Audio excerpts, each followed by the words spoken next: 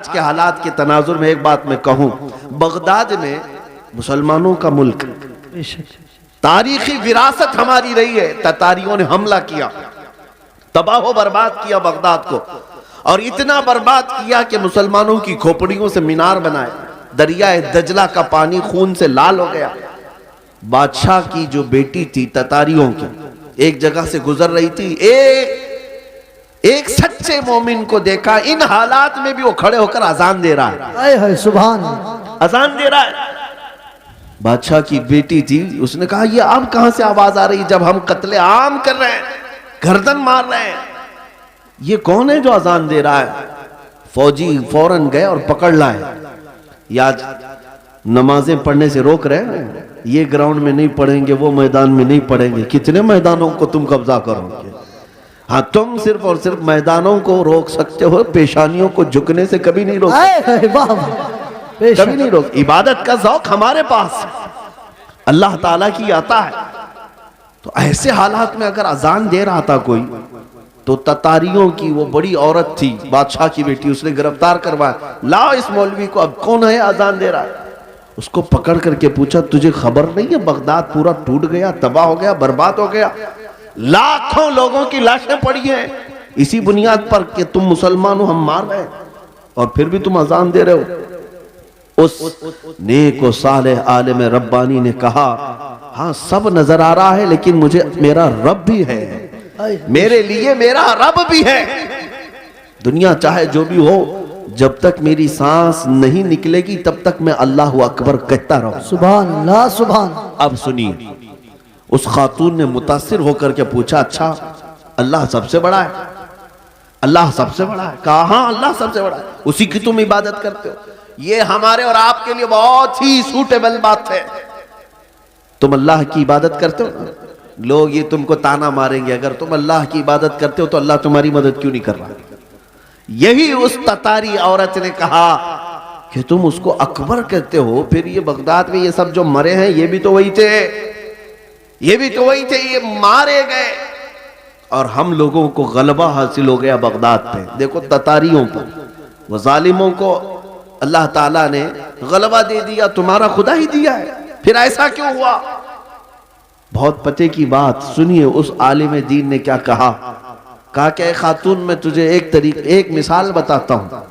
तुमने देखा होगा कि भेड़ बकरियां पालने वाला कोई चरवाहा बकरियां लेकर के चलता रहता है, रास्ते पर चलता है, होता होगा ना आपके यहाँ भी रेवड़, जी जी, बकरियां चलती रहती हैं, लेकिन बकरियां पालने वाला साथ में कुत्ता भी पालता है। बेशक बकरी और कुत्ते का क्या लेना देना, कौन सा ताल्लुक है?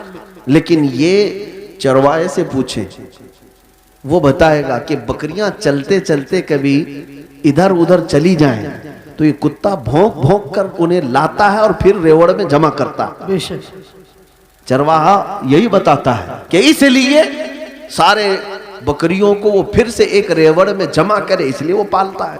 कुत्ते को इसलिए छोड़ा जाता है, इसलिए पाला जाता है। बिला तशबीह व बिला तमसील, जहनों को करीब करने के लिए उस बगदादी आलिम ने कहा, हम उम्मत मुस्तफ़ा हैं, हम चलते हैं सीधे रास्ते पर, लेकिन जब कभी इधर उधर भटकते हैं तो अल्लाह तुम जैसे कुत्तों को हम पर छोड़ता है। बेशक कुत्तों को छोड़ता है ताकि तुम भौंक भौंक करके वापस सिराते मुस्तकीम पर ले आ सको। मेरे अजीजों, आज ये जिस कदर मजालिम हो रहे हैं, ये तुम्हें सीधे रास्ते पर इंशाअल्लाह एक न एक दिन जरूर लेके आए इंशाअल्लाह। मैं महसूस कर रहा हूँ, चंद सालों पहले हर जलसे में लब्बैक या रसूल अल्लाह का नारा तो नहीं लगता था, लेकिन जालिम कुत्तों ने जब भौंकना शुरू किया तो अब फिर हमारा हर बच्चा लब्बैक कहने लगा।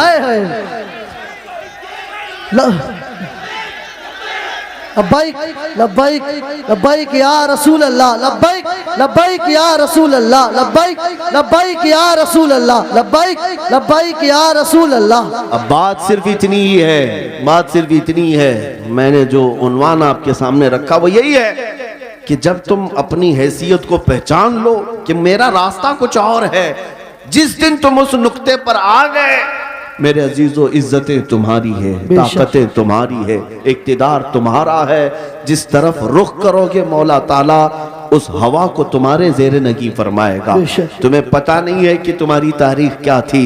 हमारी तारीख इकबाल की जुबान से अगर सुनोगे तो इकबाल कहता है टल न सकते थे जंग में अगर टल न सकते थे जंग में अगर अड़ जाते थे, पांव शेरों के भी मैदान से उखड़ जाते थे।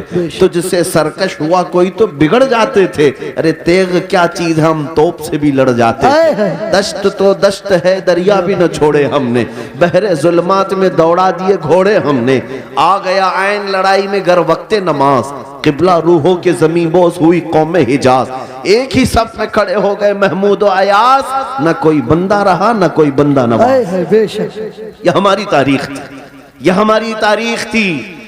इसी बात की तरफ मैं तुम्हें दावत दे रहा हूं कि जिस दिन तुम उस नुक्ते पर वापस आ गए और समझ गए मेरी तारीख इन कुत्तों की सोहबत में रहना नहीं है। अल्लाह ताला ने तुम्हें शेर बनाकर पैदा किया।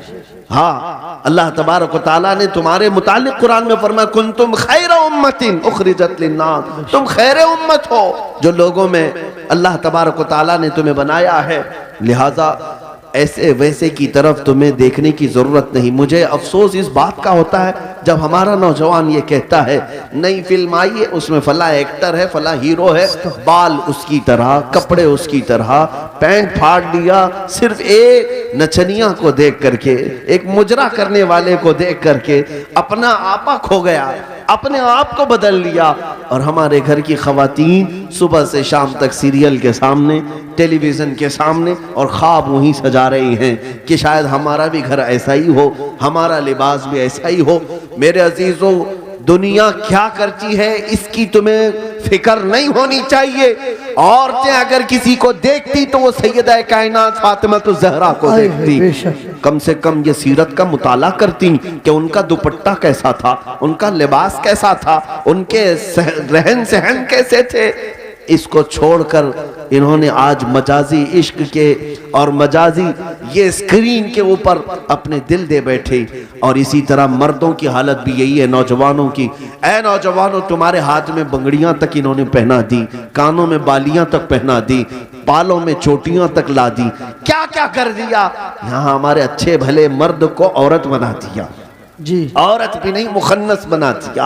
और इस पर ये मजीद ये समझता है कि ये फैशन है, ये फैशन है। अरे इधर से उधर से फाड़ करके पहनने वाला, नंगा घूमने वाला अगर फैशन ज़दा है तो फिर कुत्ता और भैंस बैल बकरी ये ज्यादा फैशन ज़दा है, क्योंकि वो तो कपड़े ही नहीं पहनते।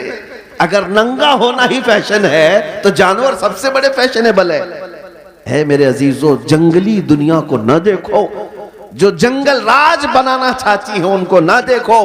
अगर तुम्हें जिंदगी के ईमान के मजे लेना है तो मदीने वाले की तरफ बेशक नबी पाक सल्लल्लाहु ताला अलैहि वसल्लम के अखलाक से बढ़कर किसी के अखलाक है नहीं, उनसे बेहतर किरदार किसका हो सकता है।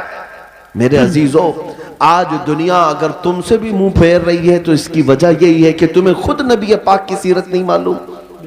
एक मैं अपनी बात बताता हूं तजुर्बे की। एक बार एक ट्रेन से मैं उतर रहा था, एक नौजवान ने, मीलाद का दिन था 12वीं शरीफ का, उसने मुझसे पूछा कि कोई ऐसा अमल बता दीजिए जो रसूलुल्लाह को खुश कर दो। सुभान। रबीउल अव्वल शरीफ में आप भी कुमकुमे लगाते होंगे, सजाते होंगे ना गलियां, जुलूस भी निकालते हैं, सारी चीजें करते हैं, लेकिन कुछ काम और भी हैं तुम्हारे जिम्मे। स्टेशन में थे, रेलवे स्टेशन से उतर रहे थे। मैंने उस नौजवान से कहा बेटा अगर कुछ करना है तो देखो हम स्टेशन पे हैं, जाओ कोई बूढ़ा या कोई कमजोर हो जिसका सामान भारी हो तो उठा लो, ये मेरे नबी पाक के अखलाक हुजूर की सुन्नतों में से और हुजूर के अखलाक करीमाना में से ये बात थी। मक्का में हुजूर इस बात पर मशहूर थे कि अगर कोई बूढ़ा सामान उठाकर जा रहा होता, नबी पाक खामोश नहीं खड़े होते, उसका सामान अपने कंधे पे ले लेते।